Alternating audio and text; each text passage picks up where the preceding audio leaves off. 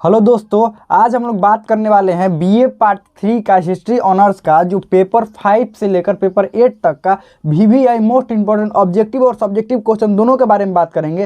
साथ में ये भी बात करेंगे कि आपको आंसर कैसे लिखना है। बहुत सारे बच्चे सिर्फ जान तो आप समझ जाइए कि चलो ये क्वेश्चन है, इसको याद कर लेना है, ये एग्जाम में आएगा, लेकिन पूरा आपको कॉपी भरने के बाद भी आपको मात्र 55 और 60 नंबर आते हैं। ऐसा क्यों होता है? क्योंकि आपको सही तरीका से आंसर को लिखने नहीं आता। वही आपका बगल का बैठा दोस्त आप ही में से देख कर लिखता है, उसका ज़्यादा नंबर आ जाता है। क्यों? क्योंकि उसको कॉपी लिखने का तरीका मालूम है और उसने बहुत सारा प्रैक्टिस करा है। बच्चों को दिक्कत ये भी होता है ना कि पूरा कॉपी भर नहीं पाते हैं, उनका हाथ बीच में दर्द करने लगता है, पूरा नहीं भर पाते हैं। तो उसके बारे में बात करेंगे और क्वेश्चन का आंसर बढ़िया से कैसे लिखना है, उसमें डायग्राम, फ्लो चार्ट, मैप कैसे बनाना है, इस सब के बारे में बात करेंगे। साथ में हम यहाँ पर प्रैक्टिस भी आपको करवाएंगे। तो प्रैक्टिस कैसे करवाएंगे? जैसे क्वेश्चन हो गया, क्वेश्चन का आंसर आप टेलीग्राम ग्रुप में लिख कर भेजेंगे। ठीक, कम से कम 2-3 आंसर लिख लीजिए एग्जाम में जाने से पहले, नहीं तो अगर रेगुलर हर रोज लिखना चाहते हैं तो बिल्कुल लिखिए। आपको टेलीग्राम ग्रुप ज्वाइन कर लेना। देखिए, वो ज्वाइन करिएगा ग्रुप तो हमें कोई फ़ायदा नहीं होगा, ये मत सोचिएगा हमको कोई फ़ायदा हो जाएगा, बिल्कुल नहीं। वो ज्वाइन करिएगा और उसमें देखिएगा बहुत सारे बच्चे पहले से ही कॉपी लिख कर भेजिए, उनका चेक करके हम बताएं कि देखिए यहाँ दिक्कत है, यहाँ समस्या है, यहाँ और आप सही कर सकते हैं। तो आपको टेलीग्राम ग्रुप ज्वाइन कर लेना है। कैसे ज्वाइन करेंगे? आपको टेलीग्राम में जाना है और सर्च करना है हिस्ट्री टॉक और आपको टेलीग्राम ग्रुप मिल जाएगा, आपको ज्वाइन कर लेना है। तो चलिए बात करते हैं पेपर 5 से लेकर 8 तक के बारे में। तो देखिए, पेपर 5 के कुछ क्वेश्चन हमने करवाया है, लेकिन उस क्वेश्चन को छोड़िए, हटाइए। हम टॉप 15 क्वेश्चन जो है वो करवाएंगे। पेपर 5 का भी, पेपर 6 का भी, पेपर 7 का भी और पेपर 8 का भी। ये लॉन्ग क्वेश्चन की बात कर रहे हैं, हम लॉन्ग क्वेश्चन की बात कर रहे हैं। और ऑब्जेक्टिव क्वेश्चन भी इसके साथ में करवाएंगे। साथ में ऑब्जेक्टिव क्वेश्चन भी करवाएंगे। आपको एक और पेपर आता है जिसको आप जीएस बोलते हो या जीईएस। ठीक, ये दोनों पेपर एक ही है। थोड़ा सा इसमें इन्वायरमेंट से संबंधित कुछ क्वेश्चन पूछे जाते हैं और ये जनरल स्टडी तो पता ही है। तो ये जीएस का जो पेपर है इसको भी हम करवाएंगे। इसका भी मोस्ट इंपोर्टेंट जो ऑब्जेक्टिव और सब्जेक्टिव क्वेश्चन है इसको भी हम करवा देंगे, लेकिन पहले इसकी जरूरी है। ये आपका हिस्ट्री ऑनर्स आप हैं तो आपको ये जरूरत है। तो सबसे पहले ये पेपर 8 का क्वेश्चन है। पेपर 8 का क्वेश्चन कुल आपको 15 क्वेश्चन हम करवाएंगे। कितना क्वेश्चन? 15। पेपर 5 का 15, पेपर 6 का 15। और ये आप क्वेश्चन कर लीजिएगा और प्रैक्टिस कर लीजिएगा तो इतना है कि आप एग्जाम में बहुत बढ़िया से लिख सकते हैं। और प्रैक्टिस कैसे करना है देखिए, ये सारे क्वेश्चन हो गए, ये 5 को क्वेश्चन हो गया। अब 5 क्वेश्चनों को क्या करना है, कैसे इसका आंसर मिलेगा, हम कैसे लिख कर दिखाएंगे, क्या करेंगे, वो अभी बात कर रहे हैं। देखिए, ये 1 से लेकर 5 तक जो है वो वीवीआई मोस्ट इंपॉर्टेंट क्वेश्चन। आप क्या करना है इन क्वेश्चनों को, अगर आपको सबसे पहले इस क्वेश्चनों का आंसर तो आप ढूंढ लेंगे, इंटरनेट से आपको आंसर ढूंढने हैं। इंटरनेट या गेस्ट पेपर खरीदे ही होंगे, नहीं खरीदे होंगे तो गेस्ट पेपर माने तो खरीद लीजिए। गेस्ट पेपर से या इंटरनेट से आपको चैट जीपीटी तो है ही, आपको आंसर ढूंढ लेना है। आंसर ढूंढने के बाद अपने शब्दों में एक बार उसको पढ़ लेना। आंसर ढूंढ लिए, उसको पढ़ लीजिए और उसके बाद अपने शब्दों, मान लीजिए पहला क्वेश्चन का आपने आंसर ढूंढा, उसके बाद अपने शब्दों में एक क्वेश्चन का आंसर कम से कम 3 से 3.5 पेज में कम से कम तो आपको लिखना है।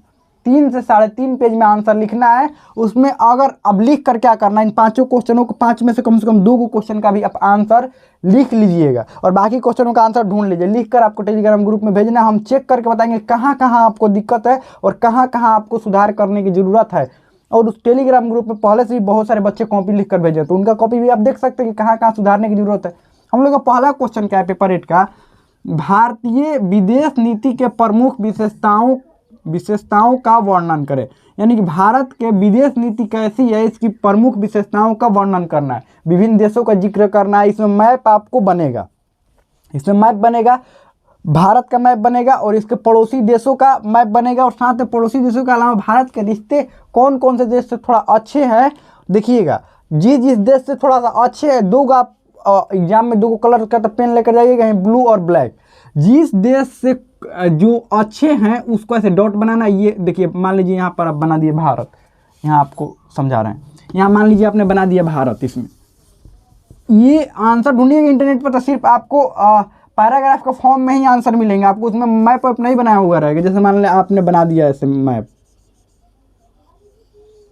नॉर्मल मैप ही बनाना है, आपने मैप बना दिया और आपको दिखाना है यहाँ पाकिस्तान है। ये कौन सा है? पाकिस्तान। ये अफगानिस्तान है, यहाँ पर चाइना दिखाना है, ये चाइना है, ये म्यांमार है, ये बांग्लादेश है, और भी दिखाना है। यहाँ पर दिखाना है भूटान है, ये दिखा देना है, ठीक। फिर यहाँ पर नेपाल दिखाना है, नेपाल दिखाना है कि ये नेपाल है। तो क्या करेंगे, ये सबका नाम भी लिखेंगे और क्या करेंगे, जिन देश से, जैसे अफगानिस्तान से अच्छा रिश्ता है, नेपाल से भी ठीक ठाक है, भूटान से भी ठीक ठाक है, फिर बांग्लादेश से ठीक था लेकिन अब खराब हो गया है, म्यांमार से भी ठीक है रिश्ता है। तो इन सबको ब्लू पेन से आप ऐसे डॉट बनाएंगे और ब्लू पेन से लिख देंगे और इसको ब्लैक पेन से लिखेंगे जिससे रिश्ता खराब है। तो ऐसे करके आप मैप वहाँ बनाएंगे तो एग्जामिनर को लगेगा अरे इसका तो ज्ञान है। जब आप मैप और डायग्राम बनाते हैं ना तो एग्जामिनर को लगता है कि हाँ इसको ज्ञान तो है, ठीक है। तो ऐसे करके आप आंसर ढूंढ लीजिएगा, उसमें मैप बनाइएगा।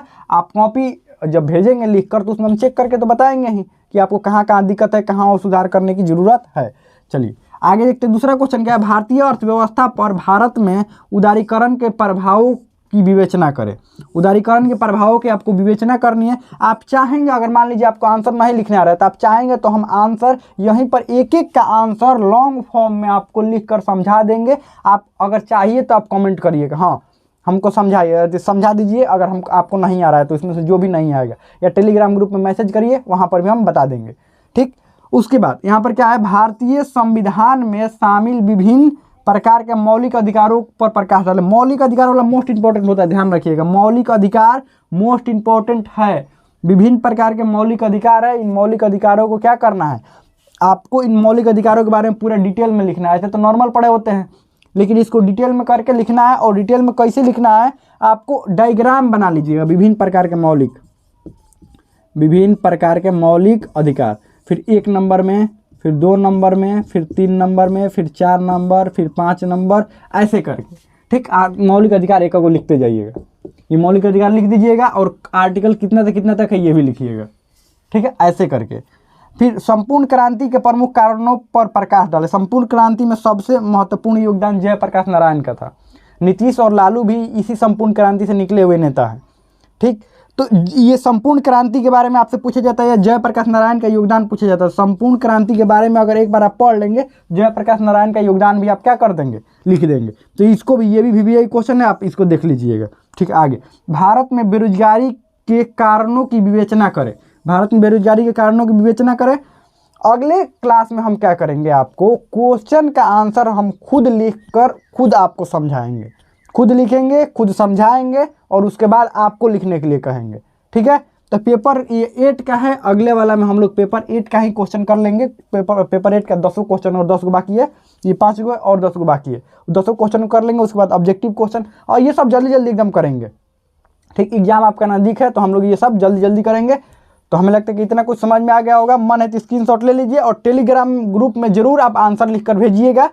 हमें लगता है समझ में आ गया होगा। इसमें कोई भी डाउट हो, कोई भी क्वेश्चन हो, आप कमेंट में पूछ सकते हैं।